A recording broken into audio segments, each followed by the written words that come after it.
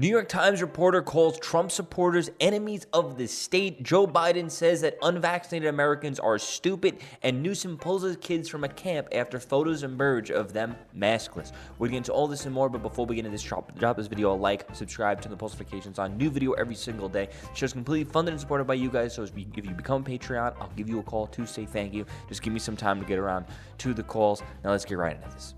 New York Times reporter says that Trump supporters should be recognized as enemies of the state. So Fox News reporter, New York Times reporter Katie Benner deleted tweets calling Trump supporters to be considered enemies of the state after she faced viral backlash from critics. Amid the first hearing of January 6th committee on Capitol Hill, Benner suggested that in order to combat national security threats within the country, the solution was to target the voters of the former president.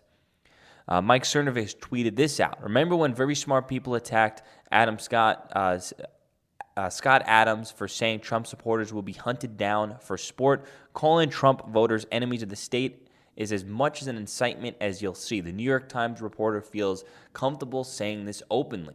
And this is what she tweeted. Today's January 6th Select Committee underscores the Americans' current essential NASIC dilemma. Work to combat legitimate national security threats now entails calling a politician's supporters enemies of the state, and it seemed like it was part of a threat.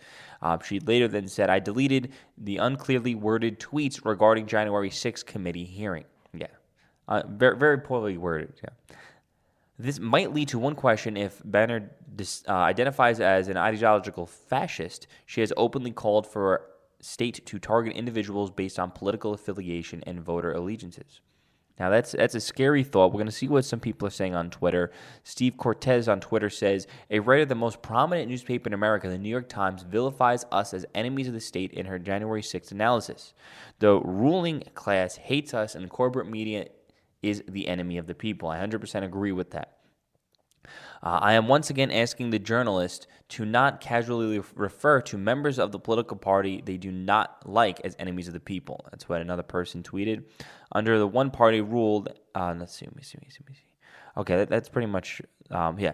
In 2018, New York Times denounced Trump for calling it the enemy of the people as inflammatory and dangerous. That was 2018. In 2021, New York Times reporter calls all Trump supporters to be declared enemies of the people. Now, this is the thing. The left, they seem to not have, there's this double standard that they completely never abide by. And the funny thing is that this is coming from corporate media. This is coming from one of the oldest establishment newspapers in America. And what are they saying? They're saying that Trump supporters are the enemy of the people. They hire these radical leftist writers to promote and pander this radical leftist dogma, and this is what we're left with. And the stupid people on the left, the Democrats on the left, we want you guys to see the light. We want you guys to come over to our side because we want you to see what is going on. You claim to be fighting against the entire system. You claim to be fighting against the establishment and the elites. Well, all the elites, all the establishment, all the corporatism, all the billionaires, all the multi-millionaires, guess what? They're all on your side. So maybe you're not really fighting the right fight. Maybe you're just a pawn in their little game. Maybe one day you'll wake up and realize that more and more people are waking up every single day. So we'll see what happens. Pardon? Will you require all federal employees to get vaccinated? That's under consideration right now, but if you're not vaccinated, you're not nearly as smart as I thought you were. Are you concerned that the CDC's new mask guidance could sow confusion? We have a pandemic because of the unvaccinated, and there's so much enormous confusion. The more we learn about this virus and the Delta variation, the more we have to be worried and concerned. And then only one thing we know for sure. If those other 100 million people got vaccinated, we'd be in a very different world. So get vaccinated. If you haven't, you're not nearly as smart as I said you were. That is smart. You know, as smart as I said you were. That's Joe Biden calling unvaccinated Americans basically stupid while he cannot get a coherent sentence formed ever in his life while he's the freaking president. This is what happens when you're selected, not elected. You get little puppets like this Whenever he goes off script, you can kind of tell because he's always like. So Joe Biden on Tuesday delivered remarks after the CDC announced it is recommending vaccinated people to wear masks indoors. A reporter asked Biden if he considered a vaccine mandate for all federal employees. Biden admitted that he is considering a vaccine mandate for all federal employees and said unvaccinated people are stupid. That's under consideration right now, but if you're not vaccinated, you're not nearly as smart as I thought you were. For the record, this is the smartest guy Joe Biden knows, and it's his son doing some caca. Okay, let's see. Anything else? Let's see. Why isn't he forcing the jab on millions plus illegals he just let break into our country? That's right. He's going to be forcing 2.1 million federal employees to take the jab. But when it comes to people flooding the borders illegally, they don't have to take the jab. The same media that reports on disproportionate vaccine-related deaths shames people who are apprehensive about taking the rushed, unapproved vaccine. Now, I like to leave things up to the free market. Let the people decide whether they should take the vaccine or not. If more people are dying in a certain area or more people are getting sick, people might be like, you know what, maybe we should take the vaccine. Maybe the companies, if they had some liability, they would be able to make a vaccine that people would be like okay with.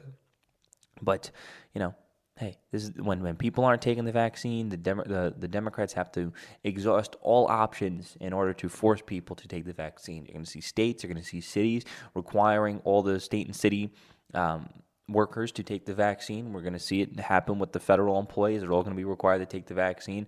So, they can probably knock out, probably close to 20% of the country at least automatically forced vaccines if they want to get paid. This is why it's not good working for the government, because they're going to hold that crap over your head. And this is the differences. If a private company wants you to do X, Y, Z, I get it. You make a good case for the X, Y, Z in the free markets. But the free markets will normally balance themselves out. But when it comes to the government mandating things in order for you to work for the government, they're kind of toting the line because they have a different standard of rules that they actually need to abide by. And their standard of rules is the Constitution, or at least it should be. But we know the Democrats, they don't ever follow that thing, and they'll only use it politically when it suits them in specific situations. But when it comes to following it the way it's meant to be followed, we know they're not going to do that. Gavin Newsom pulls his kids from a camp after photos emerge of them maskless. That's right. If the photos did not emerge, his kids would probably still be in that camp. Let's just be real. These Democrats, it seems like the only time they want to go out and apologize is when they get caught. Just like when he went out for dinner, just like when Pelosi went out to get her hair done, when maskless groups of people not following their orders. And I wonder, I would bet money that his kids are probably not vaccinated. So after members of the public noticed that the son of California Democrat Gavin Newsom was photographed at a summer camp maskless with other maskless children, they harshly criticized Newsom for his hypocrisy. Since California has implemented statewide guidance that children wear masks to camp regardless of whether they have been vaccinated or not.